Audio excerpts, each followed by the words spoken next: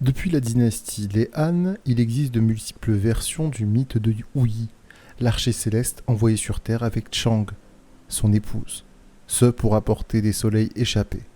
Il finit par échouer et le couple, banni des cieux, devint mortel. Pour Chang, affligé, Wu-Yi partit en quête de l'élixir d'immortalité. Bonjour à tous, c'est Malicus. Aujourd'hui, on s'intéresse à la légende de Wu-Yi, l'archer céleste.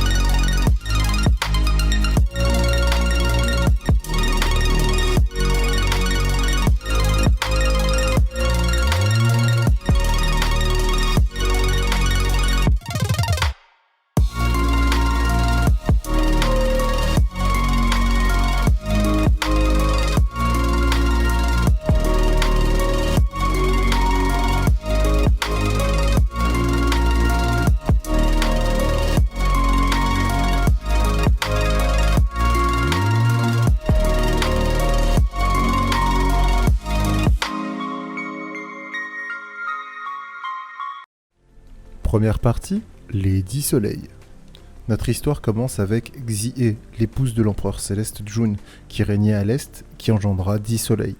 Ceux-ci demeuraient au bord de la mer orientale, perchés dans les branches du Fusang, l'arbre géant. Chaque matin, Xie les baignait, puis emmenait l'un d'eux parcourir le ciel dans son char d'or tiré par 6 dragons. Il terminait sa course à l'ouest sur l'arbre Ruomu aux feuilles rouges. Ainsi, les soleils s'élevaient et brillaient chacun à leur tour.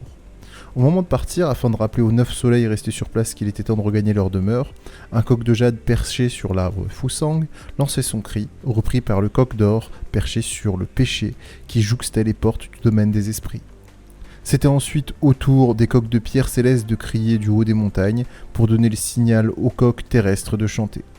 Quand le soleil avait parcouru la terre d'est en ouest, il rejoignait ses frères et l'obscurité tombait sur terre. Mais un matin, les soleils décidèrent de sortir tous ensemble. Tous brillèrent en même temps et la terre finit par s'embraser. La canicule provoqua de terribles dégâts. Les récoltes brûlèrent, les rivières furent asséchées, les roches fondirent, les hommes mouraient de soif et aussi de faim. L'empereur Yao, qui régnait alors sur la terre, envoya la chamane Nushu défier les soleils afin qu'ils se retirent chez eux. Mais Nushu fut anéanti par leur rayonnement. L'empereur Yao demanda alors de l'aide à l'empereur céleste qui lui envoya son archer, Wu-Yi, équipé d'un arc rouge et de flèches blanches capables de traverser le ciel. Accompagné de son épouse Chang, ou Chang-e, Wu-Yi alla trouver les 10 soleils afin de les convaincre de regagner leur arbre. Cela malheureusement ne suffit pas. Partie 2. Les 7 travaux de Wu-Yi.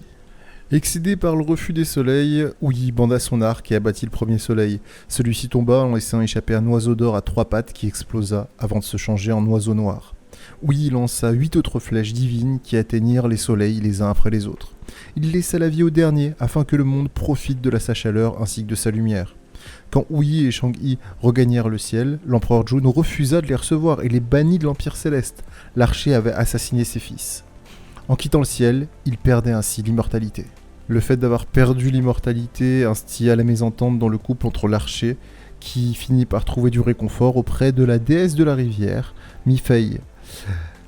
Quoique lui aussi infidèle, son mari, Ebo, dieu du fleuve jaune, se transforma en dragon et provoqua une tempête, inondant tout sur son passage. Wu-Yi en représailles lui creva l'œil gauche. Ebo se plaignit en vain à l'empereur céleste et dut réparer seul ses dégâts. Mi-Fei, effrayé par les conséquences de sa liaison, quitta Wu-Yi qui reprit sa vie d'aventurier. Décimant monstres et bêtes sauvages qui menaçaient à ce moment-là les hommes. Il transperça d'une flèche Yahoo, un monstre à tête de dragon et à griffes de félin qui imitait les cris de nouveau-né pour attirer ses proies. Il traqua Zaoshi, un buffle au poil rouge, à sabots de cheval et à tête d'homme, et le transperça d'une flèche alors qu'il rongeait des os humains. Une de ces flèches traversa la gaule de Zuoshi, un monstre des marais aux dents pointues comme des ciseaux acérés. Un autre de ses travaux, c'est tout simplement face aux 9 têtes cracheuses de feu de Jiu Ying, un monstre de la rivière Xiangshui qu'il transperça de ses flèches. Il en profitait aussi pour décapiter le serpent du lac Dongting qui dévorait les pêcheurs après avoir brisé leur embarcation. Il tua aussi d'un coup d'épée le phénix Dafeng dont les ailes déployées provoquaient des tempêtes et des tornades. Et enfin, il poursuivit durant 9 jours et 9 nuits Feng Xing, un sanglier géant à la force colossale, dans la forêt des mûriers avant de lui percer les flancs. Ça vous rappelle peut-être les 12 travaux d'Hercule, et c'est ce qu'on va voir tout de suite. Partie 3. Ouïe et Héraclès, de nombreux points communs. Il y a des similitudes totalement présentes entre les mythes de Héraclès et de Ouïe. Tous les deux sont des archers qui exécutent un certain nombre d'exploits contre la nature sauvage. 12 travaux pour l'un, 7 pour l'autre. S'ils eurent en main la clé de l'immortalité, les pommes du jardin des Hespérides pour l'un, les graines du mont Kowloon pour l'autre, aucun d'eux n'en profita. Héra a repris les pommes à Héraclès et Chang-Yi vola les graines rapportées par Ouïe. La question reste ouverte, est-ce qu'il y a eu un élément historique commun ou est-ce que ce sont des archétypes qui sont liés au développement et qui constituent ici un inconscient collectif? Partie 4. L'élixir d'immortalité. Comme je l'ai expliqué, tout héros qu'il fut, Ouïe ne savait pas comment consoler Chang-Yi. Il se sentait responsable du maniement qui les contraignait à vivre comme le commun des mortels. La vie humaine leur était dure et misérable, ce notamment pour la belle Chang-Yi. Que l'idée que la mort puisse arriver à elle terrifiait. Elle était indifférente au présent dont Ouïe la comblait. L'archer entreprit alors un voyage périlleux à la recherche de Xi Wangwu, la reine-mère d'Occident qui possédait, disait-on, des pilules d'immortalité, issues du fruit d'un arbre qui ne fructifiait qu'une fois tous les milliers d'années. Xi Wangwu vivait sur une montagne de jade au nord du mont Kowloon, la résidence des dieux qu'aucun mortel n'avait jamais approchée. Pourtant, elle reçut Ouïe dans sa grotte.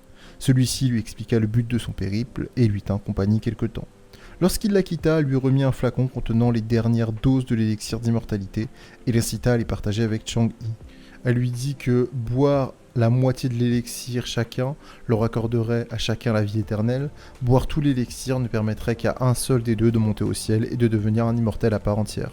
Chang-Yi, qui avait consulté un devin, savait que Ouïe possédait l'élixir d'immortalité. Elle trouva la fiole et la but d'un trait. Ses jambes s'allétèrent, elle se mit à flotter dans les airs. Néanmoins, elle craignait l'empereur céleste qui l'avait bannie. Du coup, elle finit par se réfugier sur la Lune où elle réside depuis dans un palais de jade. Elle est accompagnée d'un lièvre et d'un vieillard nommé Wu Gang, qui est occupé à abattre un cannelier qui repousse sans cesse. En Chine, on honore encore la Lune et la déesse Chang-Yi le 15e jour du 8e mois lunaire. Resté mortel quant à lui, Ouïe devint amer et coléreux. Un jeune fanfaron à qui il avait enseigné le tir à l'arc tenta par jalousie de le tuer pendant une partie de chasse. Il visa sa gorge, mais Ouïe attrapera la flèche de ses dents. Il pardonna au jeune homme, mais devient si acariâtre que son entourage finit par le tuer à l'aide d'un bâton en bois de pêcher. Ouïe fut pendant un temps honoré comme une divinité qui écartait les pestilences, mais il fut remplacé. Néanmoins, le maillet de bois de pêcher appelé Zongqui, qui l'avait abattu, survécut. Il perdura longtemps en tant qu'instrument protecteur. Zongqui devient alors le prénom Zongqui, donné au nouveau-né pour les protéger par homophonie avec l'objet protecteur. Par la suite, le Zongqui fut divinisé et associé à un empereur, l'empereur Xuanzong. Zongqui était tout simplement un être qui tuait les démons depuis sa mort. L'empereur qui avait fait réaliser son portrait et bientôt répandit la nouvelle d'accrocher des portraits de Zongqui au Nouvel An.